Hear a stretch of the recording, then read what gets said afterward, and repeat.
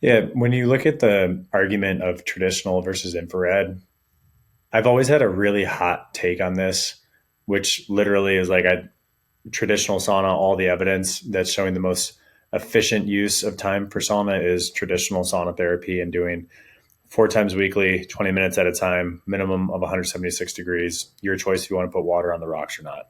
Like that's the gold standard for longevity, sleep optimization, anxiety, stress, Alzheimer's, dementia, aerobic health, and then also like natural growth hormone response. That's the gold standard. There's also this argument for infrared sauna, where essentially you have near and far infrared wavelengths that penetrate the skin and then heat your body up internally. Yes, the room is hot, but it's really more so like the same effect that the sun has internally to you. Like your body absorbs the sun, and then as you start to sweat because it's too hot, it's that same type of sensation. There's good evidence on infrared sauna. There's not like no evidence. There's good evidence, but not the same argumentative evidence that's just so blatantly clear of how incredible traditional sauna is for you.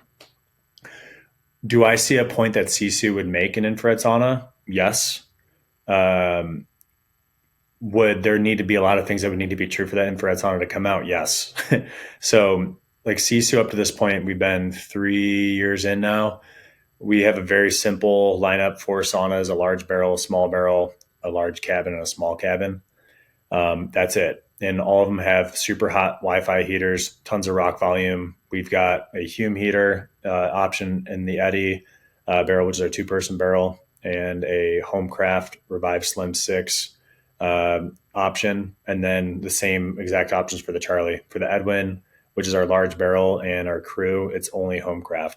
And so we start off with Hume, and what we found is like through our experience and like quality and efficiency and price point, we were able to bring in this second amazing North American heater company out of Homecraft, family owned business, faith driven company.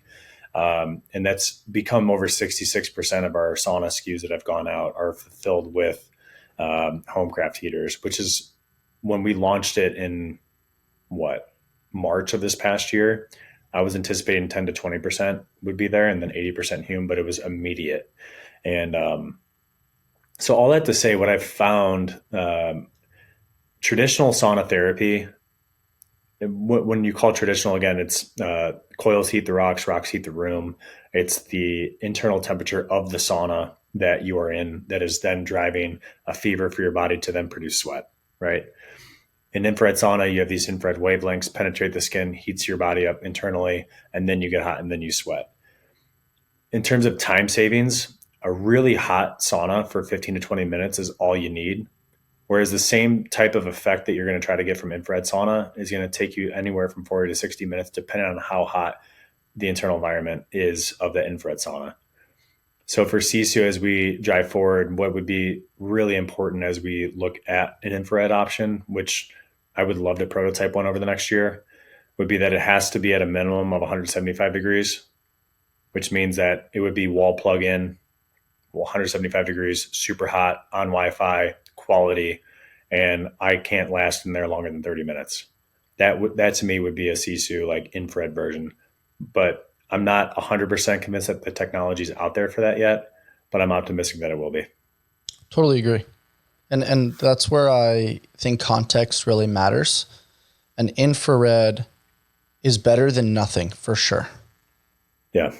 but it's not the same. And that's what I don't really appreciate about the sauna marketing space, especially at some of these boutique style gyms, is they just advertise it as sauna. And then they have this huge price point as if you're getting these physiological benefits, but they're not specifically saying infrared sauna. They're just saying sauna. What are your thoughts on how there's little lies like that a little bit in marketing to make a buck, but you're over promising and under delivering as far as the real value that the consumer is getting? I always like to be an optimist. So my gut tells me that a lot of people, including the gym owners that are putting infrared saunas in, Mm-hmm. I don't think that they know the difference. I Mm-hmm. think that they just see it as a sauna and that we need one and that's the trend and we should get one. I don't think that people are educated enough on knowing that there's a steam sauna, infrared sauna, banya, a traditional sauna, wood fired sauna, steam. Like there's so many different types.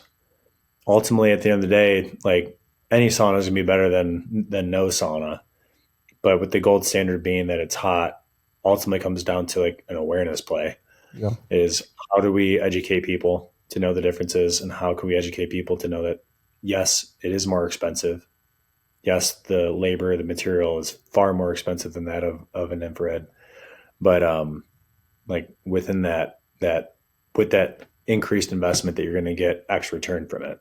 Yeah. So it's really more so, to me, the education comes to how can I get more people inside the sauna and experience what a true hot sauna feels like, and then what it feels like after, and how their sleep is improved, their anxiety is improved, their day to day energy is improved, mental clarity, and that's what I'm really focused on is education and getting people to experience it.